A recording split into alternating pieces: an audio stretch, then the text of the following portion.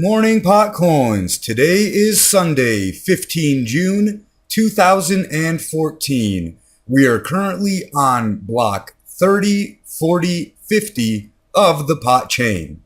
Here's what's been going on this week.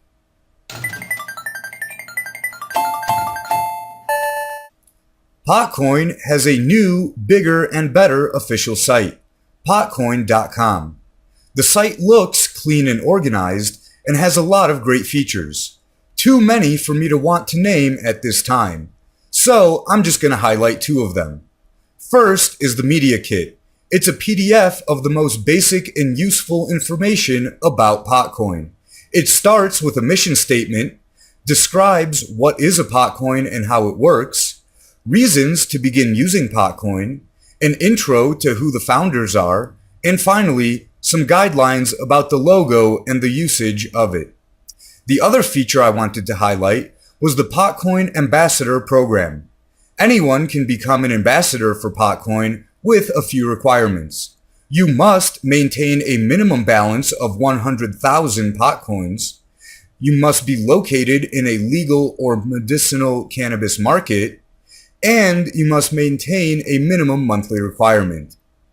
Once approved to be an ambassador, you will receive a merchant kit, media kit, and merchandise needed to help PotCoin develop a presence in your local market.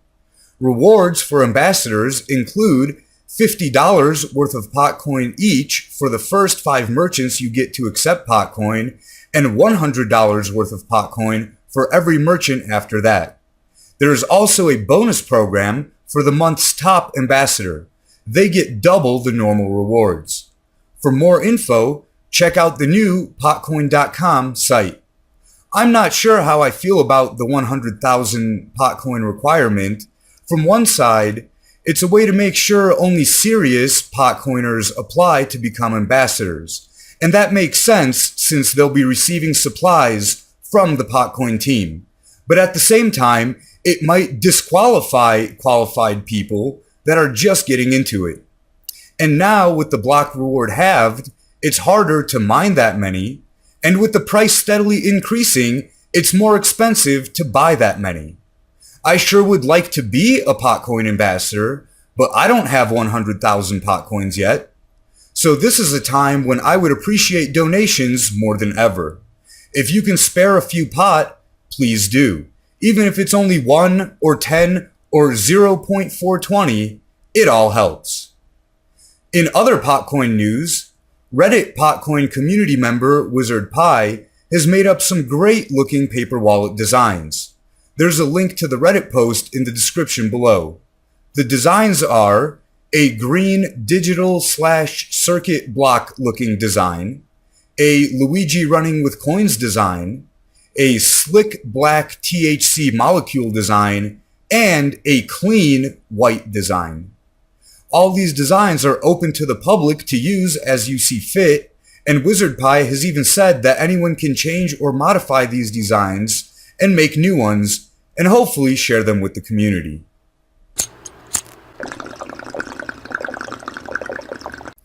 Female Viagra made from pot? Well, not exactly, but it's close.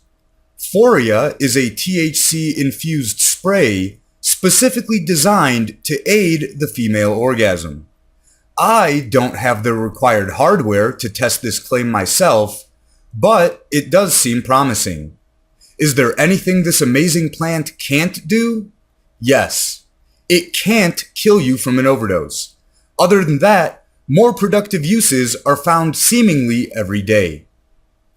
Tennessee blames Colorado, Washington, and California for its pot problems.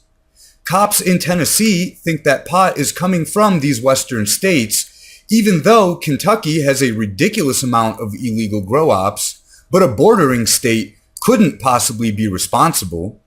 This is bad news for the state of Tennessee, since more people smoking pot could damage their chance at becoming the #1 meth-producing state in the U.S. Currently, Tennessee is the second state in the U.S. for most meth labs, trailing behind Missouri by a few hundred and only a few ahead of Indiana, which is catching up quickly to the number 2 spot.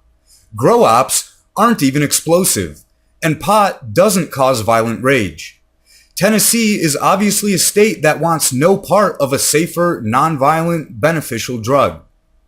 If people just start getting stoned all the time, they might not even want to do meth anymore.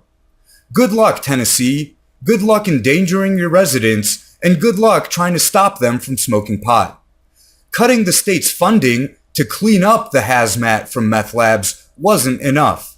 Maybe they should use the money that they saved to start subsidizing meth labs. Then they should be able to catch up to Missouri in no time. In Kuwait, a man busted for growing a few plants is facing life in prison or possible death. Some guy grew a few plants on his roof. The article didn't give a number, only saying a few dozen. From my count, it looks to be between 60 and 80 plants. And from the picture, it seems that they hadn't even started budding yet.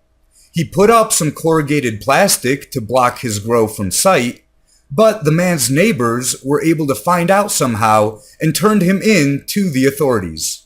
He's now facing life in prison or the death penalty.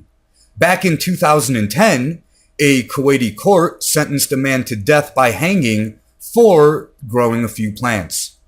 Hopefully, the court decides to murder this one too, since it has to be more humane than life in a Kuwaiti prison.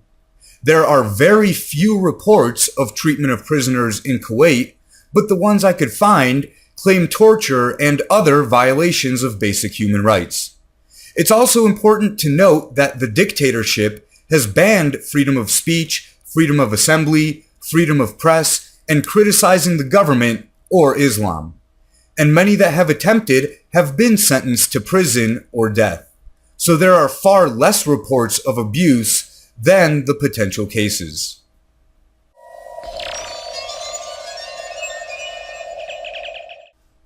Bitcoin keeps getting more and more mainstream. Google Finance and Yahoo Finance are now both reporting Bitcoin prices. Expedia now accepts Bitcoin for booking hotels, and depending on how it goes, they're considering booking flights and more with Bitcoin in the near future. The big news, however, is that the FBI is selling 30,000 Bitcoins seized from the Silk Road last year. On June 27th, they'll be auctioning off blocks of 3,000 Bitcoins.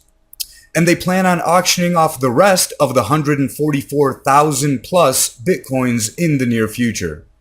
Experts suspect that the huge dump of Bitcoins into the market will cause a massive price drop. Some think that the market will easily absorb the influx of Bitcoins. Others are looking forward to the drop so they can buy up Bitcoins cheap. The U.S. Marshals Service will be the ones conducting the auction. Starting this Monday, the 16th, you can register for the auction, and registration ends on the 23rd. The auction will be held for a 12-hour period on Friday the 27th this month. And for more specific details, a link to the Marshals page is in the description below. Based on this news, I would recommend holding whatever you have in any cryptocurrency. A lot of price volatility is sure to follow. There are potentials to make gains, but there are equal potentials to take losses. Unless you really know what you're doing, I would recommend just waiting this one out.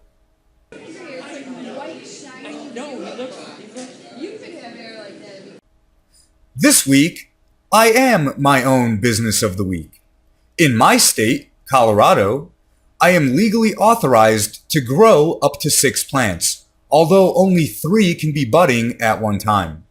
As an individual, I cannot sell any of the pot that I grow, but there are other options. I can give it away for free, or I can trade it for goods and services.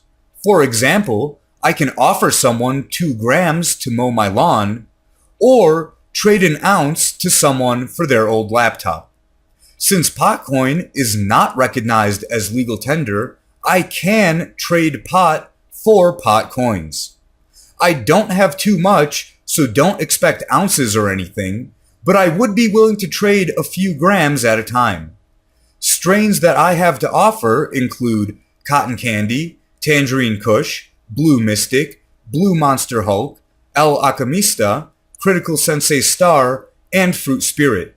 Plus, Iced Grapefruit and Shark Widow coming soon. All of my pot has been cured for a minimum of 3 months. I will not send anything in the mail. This can only be an in-person transaction. If you're in the Denver area or are going to be passing through anytime and want to trade some PotCoins for pot, I'll be happy to help. If anyone is interested, you can email madpotcoins@gmail.com. That's all for this edition of Mad PotCoins. Smoke 'em if you got 'em.